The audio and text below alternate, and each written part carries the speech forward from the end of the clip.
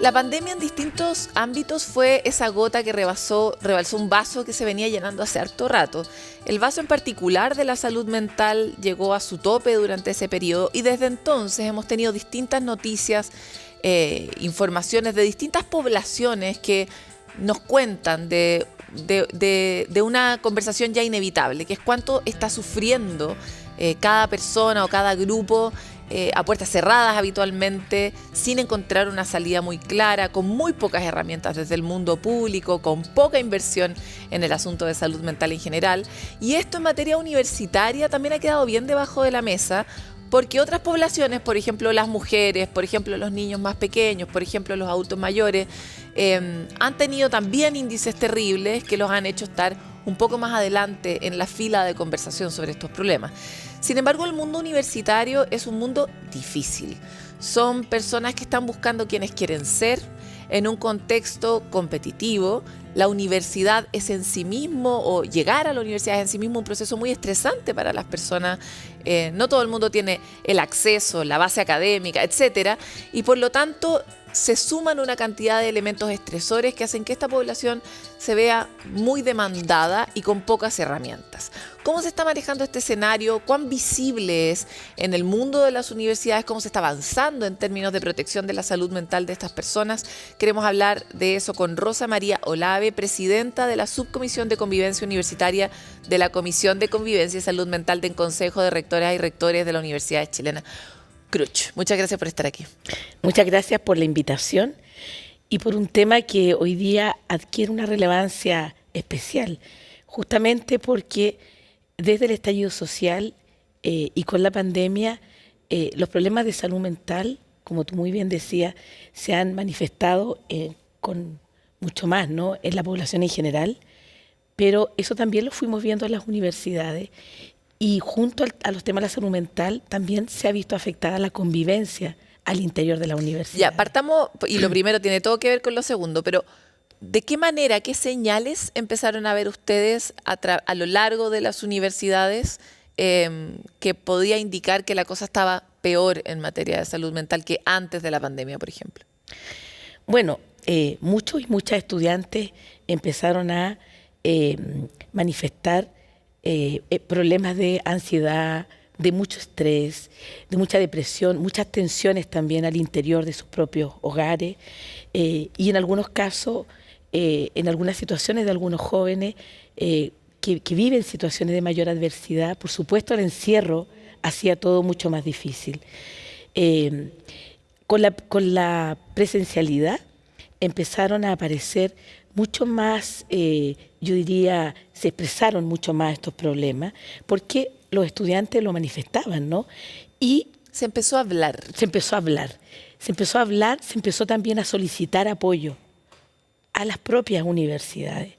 Pero esto va de la mano con la convivencia, porque tanto tiempo retraídos, sin tener espacios de intercambio, eso por supuesto hizo más difícil volver, ¿no? Y volver a interactuar en la sala de clase, como que a trabajar en grupo. desaprendimos el hábito de estar con otros y de interactuar. Esa es una primera lectura, ¿no? Absolutamente. Y esto ha sido una preocupación en las 30 universidades del Consejo de Rectores. Y entonces, en junio del año 2022, el Consejo de Rectores creó una comisión de convivencia universitaria y salud mental.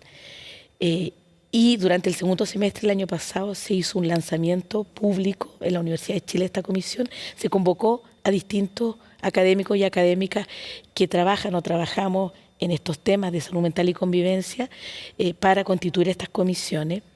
Y esa primera actividad pública fue invitado el doctor Ricardo Araya, Premio Nacional de Ciencias Aplicadas, y él presentó un poco el panorama con unos estudios que se han hecho en Chile muy preocupantes respecto de cómo la salud mental, especialmente lo que tiene que ver con sintomatología ansiosa, depresiva, está disparada, y mucho más en las mujeres que en los hombres. Bueno, eso es la historia de ser mujer, tiene que ver con siempre ponerle un IVA que nos toca cargar de una manera mucho más fuerte, ¿no? Exactamente.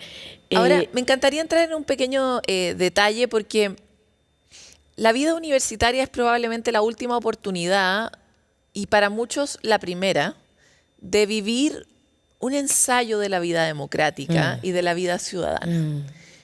Como Chile es un sistema bastante de guetos y en algunas cosas funciona muy como pequeñas islas con unas pequeñas reglas. Es muy de burbujas Chile en su manera de organizarse, sobre todo cuando uno está en el colegio, por ejemplo.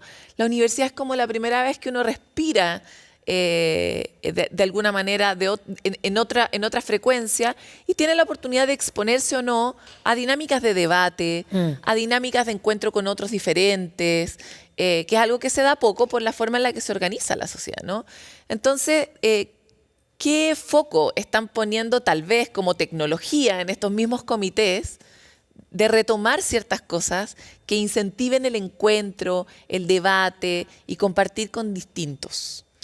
A ver, lo primero que yo diría que en las universidades se expresa también lo que pasa en la sociedad y las universidades se ven permeadas. Y por lo tanto, yo diría que en los últimos años hemos estado viviendo en un contexto de mucho mayor irritabilidad, de mucho más dificultad para conectarse, para intercambiar experiencias, con la irritabilidad de alguna manera ante un primer hecho se sobre reacciona. Y yo creo que eso de una u otra manera también se ha ido viendo en las universidades, con tal vez muchas veces con no lo suficiente espacio para generar ese intercambio, para generar mayor diálogo, para también en esa formación integral que se debe impulsar, ¿no?, en las universidades, poder también que los estudiantes y las estudiantes puedan adquirir herramientas justamente para el diálogo, para resolver o gestionar sus diferencias de una manera positiva, constructiva, dialogante.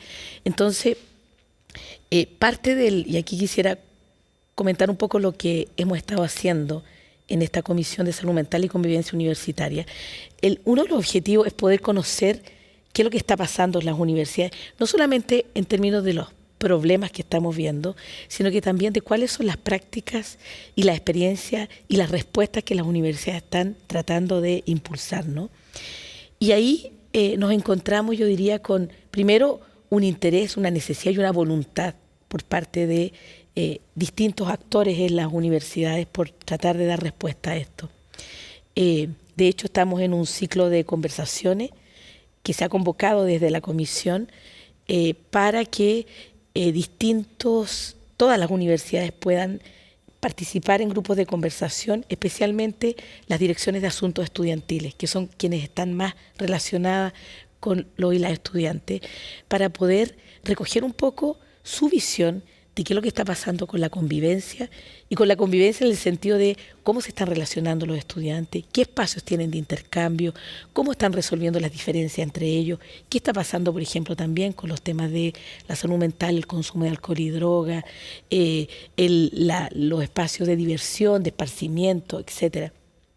Y por otra parte, poder también intercambiar las distintas experiencias que las universidades están llevando a cabo en la práctica para intervenir estas situaciones. Exactamente.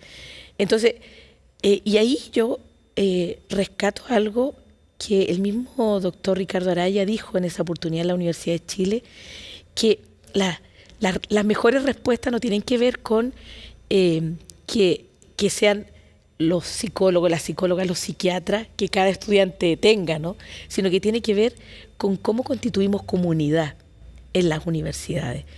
Cómo finalmente la comunidad universitaria, que sea una red de apoyo, que sea una red en donde se intercambia, que sea una red donde aprendemos unos con otros, con otras, donde aprendemos también a convivir en la diferencia. ¿Cómo se fortalecen esas prácticas?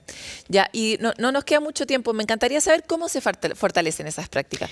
Te lo planteo porque mi época universitaria fue una época, para mi gusto, poco estimulante, donde la cosa era muy operativa, casi parecida a la del colegio, ¿no? Y en algunos espacios relacionados con carreras un poco más locas, más abiertas, teatro, filosofía, uno podía tener una experiencia distinta de la universidad. Pero no estamos acostumbrados, por ejemplo, a enseñarnos a hablar entre diferentes. No tenemos una cultura como tienen en Estados Unidos, por ejemplo, de generar talleres de debate, etcétera, ¿no? Como esos pilares que finalmente constituyen la democracia y también la posibilidad de llegar a acuerdos. Entonces, ¿qué prácticas ustedes ya han escuchado en estas distintas conversaciones que son buenas de replicar o que fortalecen la comunidad? Sí, yo creo que ahí es muy importante cómo las universidades fomentan espacios de participación. Eso es como un primer tema. Y hay universidades, por supuesto, que están generando instancias de participación entre los estudiantes. Por otro lado, también hay mucha experiencia de mentores, tutores, por ejemplo, que cuando llegan los y las estudiantes en primer año, en el fondo los acompañan, ¿no? Hay una experiencia de acompañamiento donde los estudiantes que están ingresando a la universidad aprenden un poco de las experiencias de otros.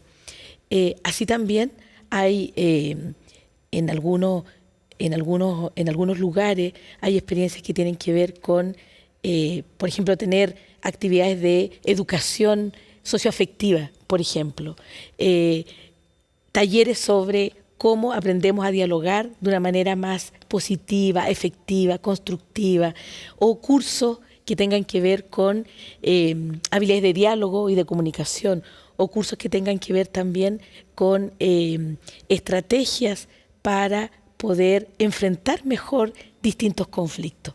Ahora, ¿qué es lo importante? Es que esto pueda transversalizarse también en la formación. Institucionalizarse, ¿no? E institucionalizarse. Que no sea un optativo en el fondo.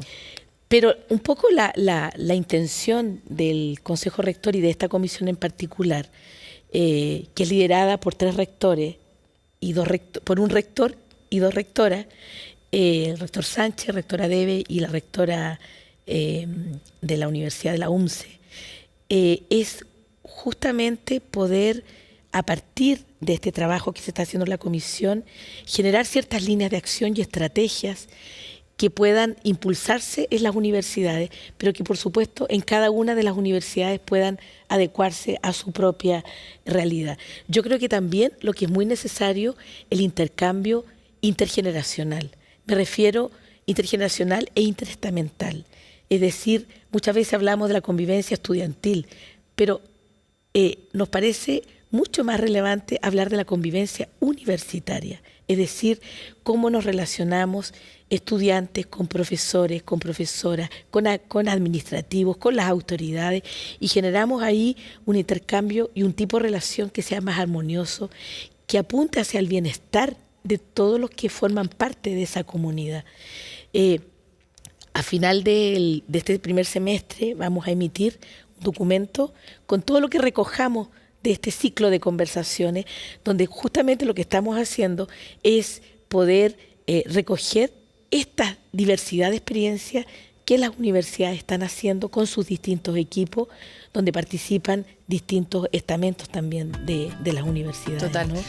Los vamos a invitar entonces para que nos cuenten de esos hallazgos. Acá lo que hacemos es tratar de amplificar y de dar las buenas ideas a los lugares, porque la verdad todo el mundo las está necesitando mucho. Te quiero agradecer mucho por esta entrevista. Muchas gracias a ti por la invitación.